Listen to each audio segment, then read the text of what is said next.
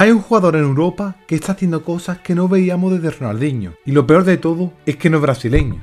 El año pasado dejó a Pep Guardiola sin palabras. Literalmente, Pep Guardiola, el entrenador más obsesivo con el control, tuvo que admitir que no sabía cómo pararlo. Y eso no pasa nunca. Ese jugador tiene 24 años, juega en el Bayern y probablemente estos días haya escuchado su nombre. Estamos hablando de Michael Olise. Y si entiendes cómo juega, vas a entender por qué hay gente que lo está señalando como el heredero de Ronaldinho. Porque Olise hace cosas que el fútbol moderno había eliminado. Se para cuando todos corren, esperan cuando todos aceleran, y cuando tiene el balón parece que el tiempo va más lento. El problema es que ese tipo de jugador a día de hoy no debería de existir. El fútbol actual castiga justo eso, la pausa, el riesgo, la improvisación. Por eso lo realmente interesante de Olise no es cómo juega, es cómo ha llegado hasta aquí sin que nadie lo frenara. Porque su historia no empieza en el Bayern, empieza mucho antes y explica absolutamente todo. Todo esto empieza con un rechazo, empieza con un niño de 14 años al que el Chelsea decidió que no vale lo suficiente, y ese niño no lloró, no se rindió, no se fue a un equipo de segunda categoría a malvivir. Ese niño pasó al Manchester City y el Manchester City tampoco lo quiso. 2 rechazos antes de cumplir los 15 años. En ese momento la mayoría de las carreras terminan, los jugadores desaparecen del mapa y se convierten en otra estadística del fútbol de cantera, otra promesa que no llegó. Olise hizo exactamente lo contrario. Y si estás viendo este canal por primera vez, no te olvides de suscribirte, porque lo que viene ahora es la parte que nadie te cuenta sobre cómo un futbolista se construye en la élite del fútbol. Olise llegó al Reading con 16 años. El Reading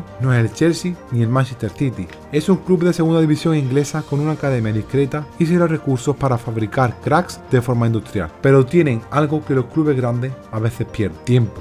Tiempo real para desarrollar un jugador sin la presión de resultados inmediatos, sin el miedo a quemar una inversión millonaria, sin el calendario saturado que aplasta a los jóvenes en los clubes de élite. Y en ese entorno, Olise hizo algo que muy pocos jugadores jóvenes consiguen hacer en el fútbol inglés: pensar dentro del campo. Procesar el juego a una velocidad que la mayoría de sus compañeros no podían seguir. Su primera temporada con el primer equipo del Reading, en la 2020-2021, fue una declaración de intenciones. 12 asistencias en 44 partidos de Championship, 12 en una división donde todos los equipos se juegan el ascenso a la Premier League y donde los defensas rivales no te regalan nada. Esa cifra lo convirtió en el jugador con más asistencias de toda la segunda división inglesa en esa temporada. A los 19 años, el Crystal Palace lo fichó ese verano por 8 millones de libras. Hoy, esa cifra parece una auténtica broma, pero en aquel momento el Crystal Palace estaba apostando por un jugador que ningún club grande había querido y que venía de la Championship.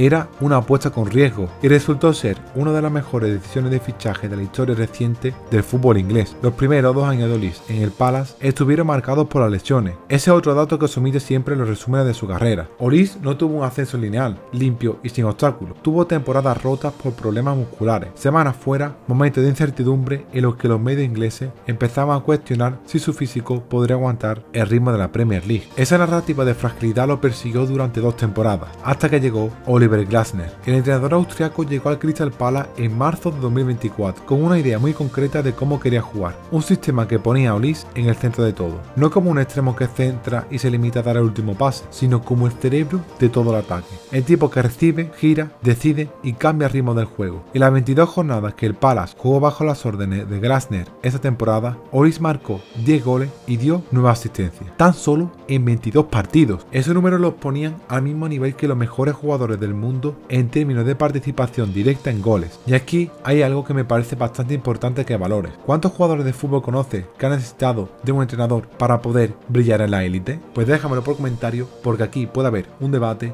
de cómo un sistema se puede cargar una joven promesa. Pero lo que convirtió a Olise en el heredero de Ronaldinho no son los números son la consecuencia. Lo que realmente lo diferencia es algo mucho más difícil de medir y mucho más difícil de entrenar. Es la impudicia, la audacia técnica, la capacidad de hacer en un partido de Premier League con millones de personas mirando y con un resultado en juego las cosas que otros jugadores solo se atreven a hacer en los entrenamientos. Ronaldinho tenía eso, esa alegría en el juego que parecía incompatible con la presión de una final o de un partido decisivo, esa capacidad de inventar en tiempo real, de sorprender al defensa y sorprenderse a sí mismo en el mismo movimiento. Ronaldinho no dribleaba para superar a un rival, dribleaba porque el dribbling era su lenguaje, y cuando lo hacía bien, cuando salía, era como como si el fútbol recordara por un momento que también es espectáculo. Olise tiene eso, es el único jugador de su generación que lo tiene de verdad, sin artificios y sin que parezca forzado. Cuando Olise recibe de espalda a portería, el defensa no sabe qué va a pasar, no porque Olise sea impredecible de forma caótica, sino porque tiene 5 soluciones reales para cualquier situación y la velocidad mental para elegir la correcta en décimas de segundo. Eso no se enseña en una academia de fútbol, eso se tiene o no se tiene. Y lo que muchos no saben es que Olise pudo haber jugado con 3 selecciones diferentes. Tiene nacionalidad francesa, inglesa y nigeriana. Su padre es de Nigeria, su madre es francesa con raíz argelina e irlandesa. Creció en Londres, podría haber elegido la selección que hubiera querido y habría tenido argumentos sólidos en los 3 casos. Eligió Francia y esa decisión, que en 2022 parecía casi suicida porque la selección francesa era la campeona del mundo y la competencia en su posición era brutal, resultó ser la correcta. El Bayern lo fichó en el verano de 2024 por 53 millones de euros, una cifra que el Crystal Palace aceptó con la resignación del club, que sabe que no puede retener a un jugador de ese nivel, y con la satisfacción silenciosa de haber ganado 45 millones con una apuesta que nadie más quiso hacer. En Múnich, Olise llegó a un vestuario que necesitaba a alguien que rompiera el patrón. El Bayern llevaba temporadas con un fútbol predecible, vertical, de mucha intensidad sí, pero poca sorpresa. Olise introdujo exactamente lo que le faltaba, la imprevisibilidad, el factor humano que ningún análisis de datos puede replicar. Y los números en su primera temporada bávara lo confirmaron. Más de 20 goles en todas las competiciones, un porcentaje de pases clave por partido que lo situaba entre los 5 mejores de Europa en su posición. Ahora la pregunta que hay que hacerse es la siguiente: ¿cuál es el techo de Michael Olise? Y la respuesta honesta es que aún todavía no lo sabemos, porque Olise tiene 24 años y lleva menos de 4 temporadas completas en el fútbol de élite. Su curva de rendimiento no solo no ha tocado techo, sino que sigue subiendo. Y los jugadores que llegan al nivel más alto del mundo con las lesiones, los rechazos y los años de segunda división que Olise lleva encima, suelen ser los que duran más, los que saben lo que cuesta y los que no dan nada por garantizado. Ronaldinho ganó el Balón de Oro con 27 años y a los 30 ya era otro jugador. El fútbol lo desgastó antes de que él mismo se desgastara solo. Olise tiene la misma magia, pero lleva a su espalda una historia muy diferente, la de un jugador al que el sistema rechazó 2 veces antes de los 15 años